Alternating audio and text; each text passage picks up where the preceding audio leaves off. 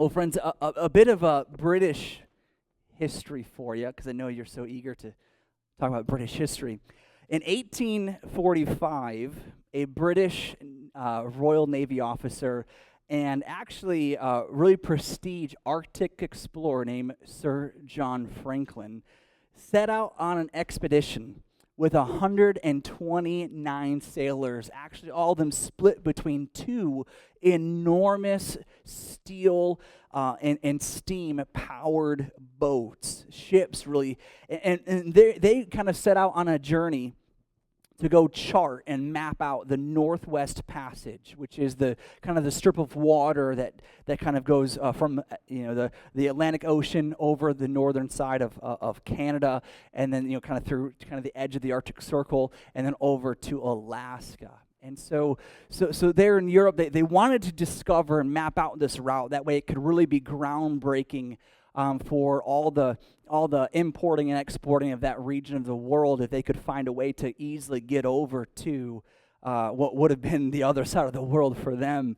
And you see, so this guy and all these people, they head out on this trip. And this gentleman, the guy who was leading it, he had been on so many different Arctic expeditions before. This was going to be a walk, or so they thought, a walk in the park for him.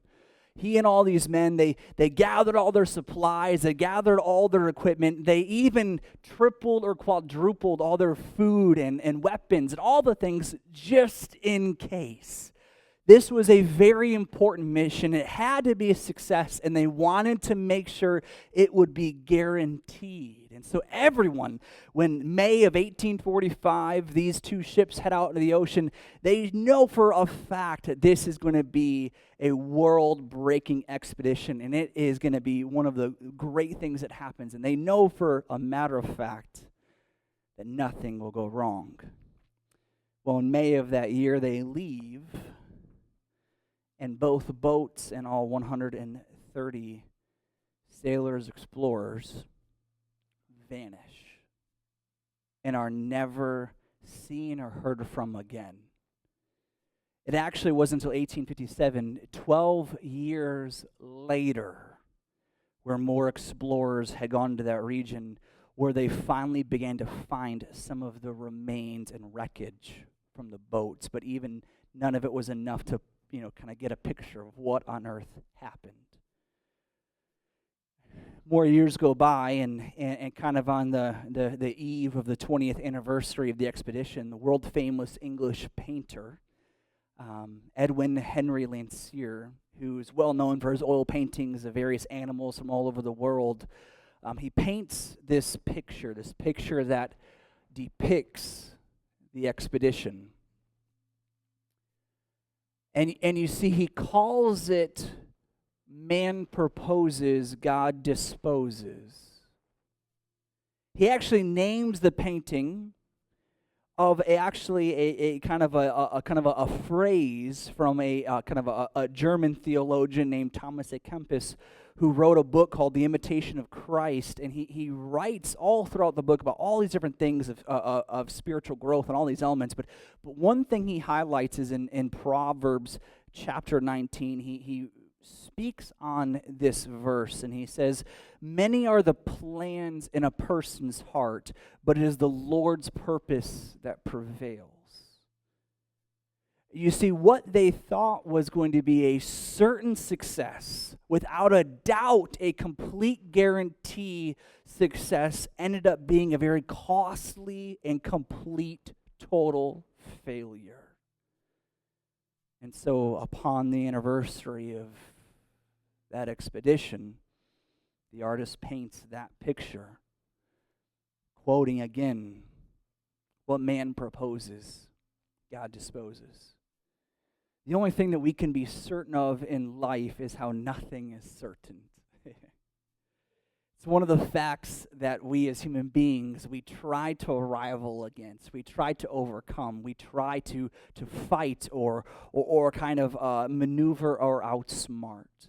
We have dreams, we make goals, we have ambitions, we have 5-year plans, we have aspirations, and we do our best even to prevent risk. We triple check everything to make sure every T is crossed, I is dotted, everything is uniform and where it needs to be, but yet still, hardship and tragedy and uncertainty makes its way in.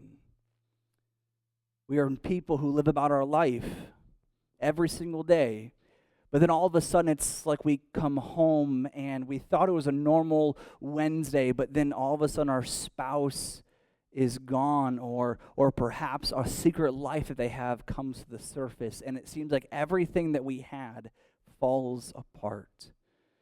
We're going into our jobs, in and out every single day, putting in overtime, but then all of a sudden we're pulled into a meeting at work only to find out that we are losing that job, how we need that income, and we're lost with the pieces. We're going about life and we unexpectedly find out that we're pregnant, or the opposite, something unexpectedly happens to the baby, and we're afraid and we don't know what to do. It was a curveball that we did not expect. We walk into a doctor's office like it was any other day, another checkup, another routine appointment, but then we're given news of life-altering diagnosis out of nowhere. These things happen. This is the dark side of life, that nothing is guaranteed. And the things that life throws these curveballs at us, and when we least expect them, and sometimes we catch them, but most of the time they hit us, and they hit us so hard that we become too afraid to even stand. And you see, in Ecclesiastes, King Solomon, the man who we've talked about a couple of times already in this series, this gentleman who God had gifted a tremendous amount of wisdom to, he writes this in Ecclesiastes chapter 9. Say that 10 times fast. He writes this in chapter 9. I encourage you, it'll be on the screen if you want to follow along with me, or perhaps it'll be on the app too as well. But chapter 9, he writes this, he says, "This too I carefully explored, even though the actions of godly and wise people are in God's hands, no one knows whether God will show them favor.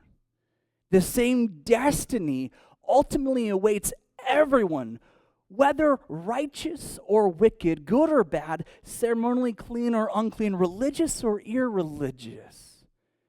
Good people receive the same treatment as sinners, and people who make promises to God are treated like people who don't." And then he continues to write further in verse 11. He says this, "I have observed something else under the sun. The fastest runner doesn't always win the race, and the strongest warrior doesn't always win the battle. The wise sometimes go hungry, and the skillful are not necessarily wealthy, and those who are educated don't always lead successful lives. It is decided by chance. Being in the right place at the right time. People can never predict when hard times come. Like fish in a net or birds in a trap, people are caught by sudden tragedy. Nothing can be expected." Friends, this is one of the greatest areas of anxiety and worry that we have and we experience in our life, this fear of the future, the fear of what if. And life is full of so many things that cannot be controlled, and we know this, and it overwhelms us. We fight it, but we lose every single time. We decide to be people in all of our imagination and in the brilliance of our mind, but in the dark side of this, we stare into the abyss of what if. And we try to plan or prepare for what may come, but we get so overwhelmed that it takes our breath away. We can barely breathe. We feel it restricting around us. This is a part of our human life. We know this all too well. We know this. Friends, I know this in my life. I mean, throughout the years of my life, when I was 11 years old, growing up in a home that wasn't a part of church, and we weren't a Christian family, But we had a normal life. And then all of a sudden, when around 11 or 12 years old, it would be a normal day coming home from school, and mom and dad would sit us down and tell us that they were getting divorced and that we'd be selling and moving, and all these things were turning upside down. Fast forward to when I was about 13, my grandmother, who was the healthiest person I knew, was diagnosed with cancer. She never ate fast food. She never drank soda. As kids, we always hated going to the grocery store with her because she would actually park the furthest away from the door. Like, who does that? But she would park the furthest out in the parking lot so that she could get all of her steps on the way in. And as a child, as a kid, 13 years old, I saw the healthiness, and even she was a woman who loved the Lord. And I saw this as a kid. But then I saw her get sick, and I saw her pass away. And then I would see people who were mean people in the world, who smoked their whole life or drank so much, but they would live much longer than she did. And as a kid, I saw this, and it impacted the way I saw the world. It even impacted the way I saw the Lord. That God, she loves you. Why is she gone so soon? Fast forward to when I was 16 years old, I had just started to believe in God, just started to go to church, and then out of nowhere, my childhood best friend, my ride or die for all those years, tells me that he too has cancer, and he dies a year later when we're both 17 years old. And he loved Jesus more than anyone I have ever known. I've shared that story lots of times. Wrestling with the world and wrestling with why. Fast forward to 2019, Aaron and I have been married for several years, and Mason is about 2 years old, and after him, we lose 2 children. First a boy, then a girl, both beautiful in their face and fingers and toes and all the ultrasound pictures throughout the life of both pregnancies, but then out of nowhere, their hearts just stop. And we never had answers, we never knew why. And even in that same period of life, from those losses, Erin develops one of the rarest cases of DIC in the world, in the country, and it about takes her life. Then fast forward to 2020, the church that my wife and I had sacrificed our lives to start. We had turned down jobs at other prominent churches to go start this new venture. And in that year, thanks to a wonderful thing called COVID, it is completely destroyed. Friends, if we sat around the room, we could all share stories. Share stories of when the rug was ripped out from under our feet. When we thought that everything was okay until it wasn't. And this is a real part of life, the things that we deal with, the things that we don't plan for, the things that pop up. I mean, how can we plan for a lot of these things?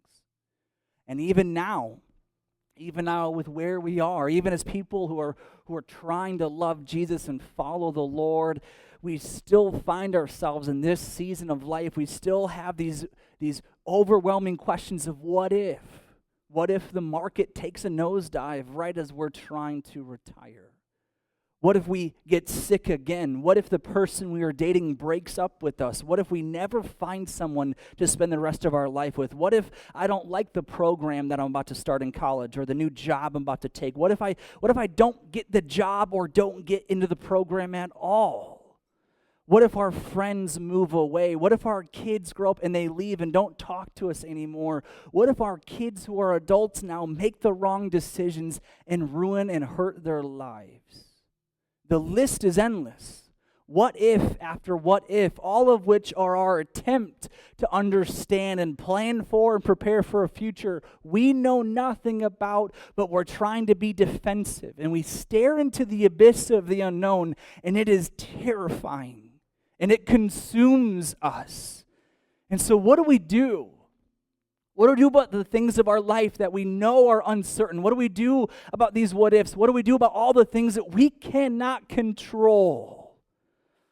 Well, friends, Solomon writes But the reality of these uncertainties in our life, and he says this next in Ecclesiastes 9, 7 through 10, he says these things, and he actually, as he finishes out in the book of Ecclesiastes, he talks about dealing with life's uncertainties. He says this first in verse 7, he says, "Go ahead, eat your food with joy, drink your wine with a happy heart, for God approves of this. Wear fine clothes with a splash of cologne. Live happily with the woman you love through all the meaningless days of the life that God has given you under the sun. The wife God gives you is your reward for all your earthly toil. Whatever you do, do well. For when you go to the grave, there will be no work or planning or knowledge or wisdom." And friends, understand that to combat our fear of tomorrow, what Solomon begins to tell us first, he gets to a lot of things, but what he begins to tell us first is to choose joy today. That in the midst of things that are so unknown, in the midst of things that we don't know what to do or even how to plan for next, he says, enjoy today. Go ahead and enjoy today. This is not YOLO. This is not permission to be irresponsible and to go, live like it's our last night alive, but this is permission to enjoy right now because we don't know what is coming next. When we are so overwhelmed with what if, we are paralyzed and we can't enjoy right now. And even as Christians, understand, as people, as walking with Jesus in our life, we know to be grateful. We know to be thankful. We know this, right? We even have an American holiday built around thankfulness, right? But even in our thankfulness, there is no joy. Imagine on Christmas Day, you give your child a gift, and you give them a gift, and they open it up, and they say, "Oh, thanks, Dad. Thanks, Mom. This is what I always wanted. Thank you." And they go on to the next one. Now there's that reaction, but imagine if they open a gift and they go the same words, "Whoa! Thanks, Dad!" And they jump on that new bike and they're riding around the neighborhood, or they actually begin to enjoy the gift. Their enjoyment of the gift speaks volumes of their sincere thankfulness and gratitude of what has been given to them. And friends, we as people, we live through life and we say, thank you, Lord, for another day. Thank you for my family. Thank you for my kids. We know to be thankful, but my goodness, we do not know how to enjoy the things because God sees our thank you, but he does not see our wow. And we were to have fun. We don't know how to experience joy right where we are. We're people who have the joy of the Lord in our heart, but we're Grinches. And he says, choose joy. And we're people who we've been on this roller coaster ride. We've been on this roller coaster ride of life being good and then life being hard. And we hate the dip down from happiness to hurt. We love being here, but man, that spike down, it is painful. It is a whiplash. It is terrifying. And so to not feel that, we just stay here. We just stay here. And so we're actually afraid to enjoy where we're at because we're worried that it means that our defenses will go down. We're worried even to trust our own senses of gauging where we're at in life. Because last time we felt good, then everything fell apart at work. Or last time we felt okay, things fell apart in our marriage. Or last time things felt good, this fell apart, or that fell apart, or this happened. We got that news. And so we're afraid. We're afraid even to be filled with joy, to be joyful people. Because that journey from happiness to hurt is one we do not want to experience. But you see, God says, enjoy right now. Go be with people you love. Go out with friends. Take your wife on a romantic dinner and kiss her a lot. Buy some gifts for people in your life. Spend time with them. Be present with people. Don't apologize for taking time off of work to sleep in or be with the kids and take them on an adventure. You have no idea what tomorrow brings. Now, this doesn't mean that we get to go eat at Hall's every night for dinner, because it may be our last. We'll be broke very fast. This doesn't mean that you get to cash out your retirement and go buy that motorcycle or that fishing boat or that wonderful RV or whatever it is. It doesn't mean that we get to bankrupt the future self to have pleasure now, but this does mean that we get to enjoy the good things. And understand there's about half of us in the room. There are half of the room who are like, yeah, I'm fine to enjoy life. I'm fine with where we're at. But then there's the other half of us, and I'm kind of in that half with y'all, where we need to be told this. We need to be told it's okay to splurge and spoil. We need to be told it's okay that life didn't turn out the way we thought or hoped or dreamed it would. Perhaps we've been spending too much time comparing ourselves to everybody else. And that's actually poisoning our minds of what is real and what we should expect. Don't wait to deal with what we think might come our way. Certainly prepare for what may come. We'll get to that next because he talks about that next. But he highlights first enjoy. Enjoy. And friends, understand, and I sound like a broken record saying this again, we need to have joy in our life, because when people often look at those church-going folks, they seem so grumpy all of the time. And that is not at all what Jesus designed or dreamed for people who would follow him thousands of years later, that would be their interpretation of Christianity. A bunch of people who are grumpy all the time. There's joy in this journey with him. And friends, we have to choose it and embrace it. But friends, as Solomon continues to write about life uncertainties, he writes next in chapter 11. He says this, verses 1 through 6.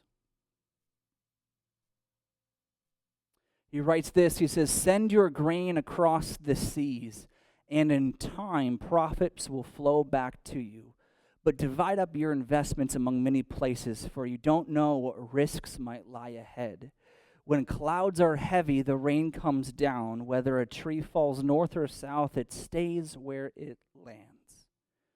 Farmers who wait for perfect weather never plant. If they watch every cloud, they never harvest. Just as you cannot understand the path of the wind or the mystery of a tiny baby growing in its mother's womb, so you cannot understand the activity of God who does all things. Plant your seed in the morning and keep busy all afternoon, for you don't know if it will profit will come from one activity or another, or maybe both." Understand, he says, listen, that we need to still in this season where we're at right here and now, that as we're trying to combat and deal with the things and uncertainties, the things we cannot control, we must be diligent with the duties that God has given us. Understand what is a very common human reaction to discomfort, to stress, to anxiousness, anxiety, depression, sadness, whatever it may be. A very common human reaction is to do nothing.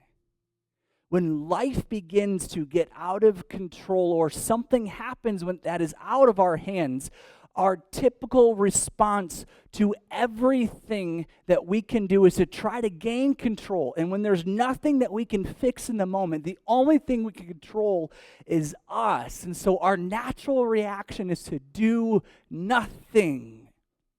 This is why often we procrastinate. This is why we are often perhaps described as people who are unmotivated.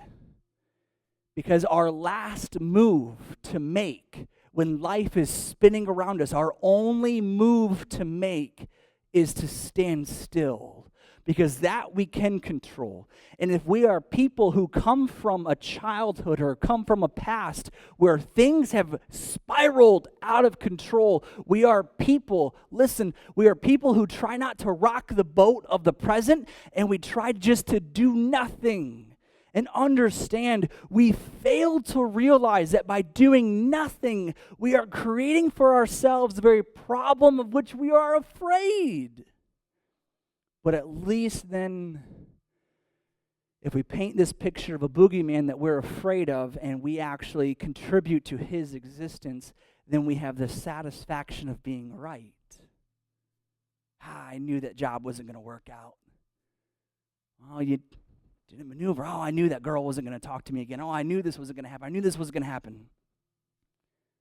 Absolutely, there are things that we try to pursue and maneuver and try to create that don't turn out. But perhaps we're people who are used to dead ends, and so we put them right in the middle of the story to do nothing. And you see, understand, friends, that God has given us duties, responsibilities. These are things that we do in our life that we have been responsible. We have been made responsible to take care of and been trusted to. James, the half-brother of Jesus, writes this in his epistle. It's not on the screen, but I'm going to read and I want you to listen. He writes this. He says, "Now listen, you who say today or tomorrow we will go to this or that city, spend a year there, carry on business and make money. Why? You don't even know what will happen tomorrow. What is your life?" And we've heard this. "You are a mist that appears for a little while and then vanishes." Instead of all that planning, now that we see that life is but a mist or a vapor that is here and gone so fast, instead you ought to say, "If it is the Lord's will, we will live and do this or that."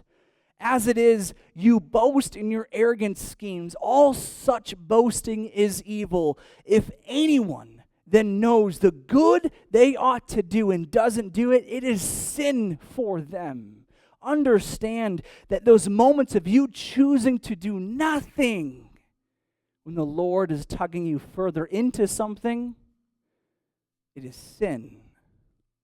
The Lord has made you a father or a mother, has allowed you to have children, whether they still be small and are cute and cuddly, or they're in that wonderful season of life where they hate you, or they're off and they're ignoring your wisdom, or they're ignoring your advice later in life.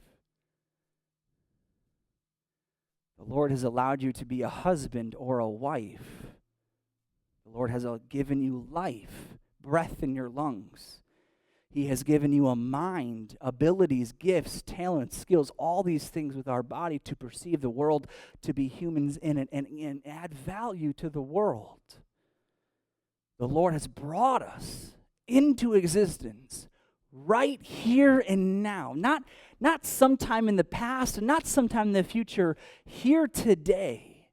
And friends, we must begin to ask ourselves this question, is what is the Lord's will for me? Is we're aiming to be people who are diligent with the duties that God has given us. Lord, what is it you want me to do in this season of my life?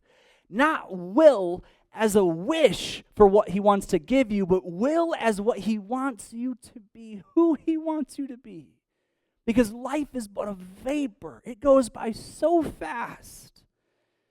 My goodness, I can't believe that Mason will be 7 this year. Mason will be 7 this year. I remember, it feels like just the other day we were in the bathroom screaming and crying as we had that positive test. Finally!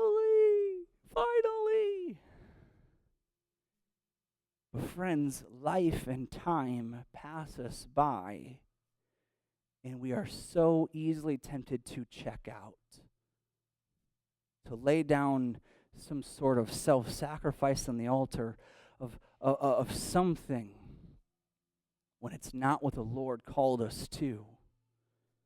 Because the Lord didn't say, go slave over yourself in this way, but then neglect your wife or your kids or to neglect your husband and give him leftovers at the end of the day when he is your first love after Christ. Friends, understand that the Lord knows the hardship that is coming your way. He knows. So allow him right now to build a character in you that will sustain through that hardship. Let him right now build in you a prioritization and an organization within your time, your mind, your money, your energy, your finances, your focus, all the things, your relationships. So that way we can build houses that are not on the sand, but are on the rock. And so when hardship comes, when things come and they slam against our life, we can sustain and we can walk in obedience with the Lord. There are a lot of things that we cannot control in our life. But friends, what we can control is to say, Lord, my life is yours. Right here and now, the way I love my husband, the way I love my wife, the way I love my kids, the way that I work in my job, the career I'm trying to be in, the way that we save for retirement, the way that we try to prepare in this season of life. I am yours. I don't belong to anybody else. I'm not living by somebody else's timeline or stories. I'm living by yours, Jesus. And as men in the room, understand we have a tendency to want to maximize everything. It's part of our masculinity, our sense of manhood, is that we want to maximize everything. And we feel like we are failing if we aren't maximizing something. But understand is that your purpose in life is not to maximize every opportunity to acquire the greatest outcome. Your purpose is to be diligent. Your purpose is to be focused. Because we compare outcomes when that's not at all the measurement of who we are. The measurement is our faithfulness to the Lord. Friends, there's a lot we cannot control. We must choose joy. We must be diligent in however we can and understand that for everything else, we have to begin to learn to let go and let God be God and lead the universe how he sees fit. Because the very last thing that Solomon says, the very last thing he finishes in his book, is he writes this. He says, "Here now is my final conclusion. Fear God and obey his commands, for this is everyone's duty. God will judge us for everything we do, including every secret thing, whether good or bad." Friends, there's a part of our life where we want to remain in control of getting to determine good or bad, right or wrong. We must be people who hand those decisions over to the Lord. Understand for a lot of the things that we cannot control, for all the things, we must learn to trust in the judgment of God. If he is the one who gives and takes away, then we have to trust in his judgment of what it is to be given and what is to be taken away. The late pastor Timothy Keller once said, "God answers prayers the same way you would if you had all of the information." Let me say that again. God answers prayers the same way you would if you had all of the information. As a pastor, I'm often looked to have all the right answers in all the moments. And my heart is broken in a lot of them because the only right answer I have to give is I don't know. We don't know. We want answers to why things happen the way they do. And we're confused because we thought we were good enough to have a healthier, better life. We thought we had earned something. We thought that we had been faithfulness and we sacrificed so much to God. We're surprised when things are hard. But the Lord is not our genie. He is our Father. And by that, there are things that he only knows. Jesus taught this often, that there are things only my Father knows that I know that are not yet being shared with you. There are things that only the Lord knows. And there are lots of things that you and I will never know, just as there are so many things that my young children do not know about their mom and dad, who are not supposed to be burdened with the adult decisions or adult weight of life. There are plenty of things that they don't know. Why we can't eat at Chick-fil-A every day for dinner, or why we can't do this all the time or do that all the time. Because as their parents, we have to manage what they know, and knowing that perhaps too much would cripple them. Friends, our Father in heaven is that way with us. And understand that as his children, he cares more for you than you even know. He cares more for you than you can imagine. And he understands that we have questions of why. But listen to something that Jesus said on the Sermon on the Mount. This is in Matthew chapter 6. It won't be on the screen, but listen to this as I read it aloud. As Jesus is standing before hundreds, if not thousands of people, he says this. He says, "That is why I tell you not to worry about everyday life. Whether you have enough food and drink or enough clothes to wear, isn't life more than food and your body more than clothing? Look at the birds. They don't plant or harvest or store food in barns, for your heavenly Father feeds them. And aren't you far more valuable to him than they are? Can all your worries add a single moment to your life? And why worry about your clothing? Look at the lilies of the field and how they grow. They don't work or make their clothing, yet Solomon in all his glory was not dressed as beautifully as they are. And if God cares so wonderfully for wildflowers that are here today and thrown into the fire tomorrow, he will certainly care for you. Why do you have so little faith?" So don't worry about these things, saying, what will we eat or drink or what will we wear? These things dominate the thoughts of unbelievers. But your heavenly Father already knows all your needs. And he says this, "Seek the kingdom of God above all else and live righteously. He'll give you everything that you need." Friends, understand our path towards building a non-anxious life requires us to let go of what is out of our hands and trust in the Lord, so that way he can be our Father and we can be his children. Friends, right now you're perhaps in a season where things are spiraling and you don't know what to do, or perhaps you're caught in this pattern of worrying about the future and what may come, and you're trying to plan for all of the things. Friends, do not lose joy right now. Don't allow your kids to grow up with parents who are joyless Christians. Friends, it doesn't matter if you don't have all the things. Frankly, our children want us more than they want all the gifts at Christmas or the big house or the cool car to ride into school in or any of that stuff. They want us. Friends, we have to be people who learn to say, "Lord, your judgment is best." I don't know why, and I still ask this question. I don't know why my best friend in high school passed away. But I will tell you this, as a 17-year-old kid, my life was changed when I saw this friend of mine who passionately loved Jesus stay with him to the very end. It changed me.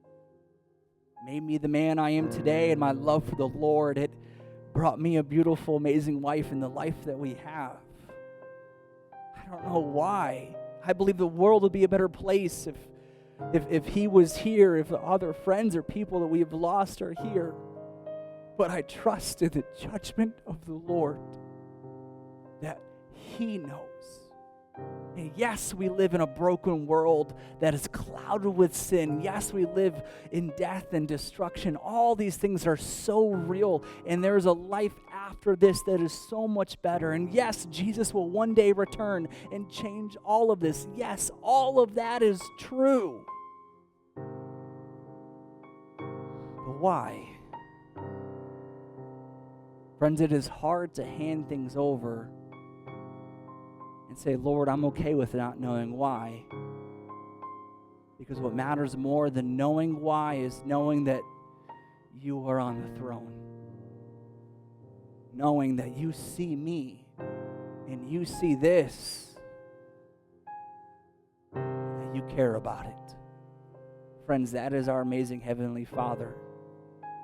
The reason why more evil, by more darkness and more destruction doesn't happen in our life is because God has brought His goodness into it. We kicked Him out, and the world went spiraling into chaos without Him. And He didn't want us to stay in this, so He came to our rescue.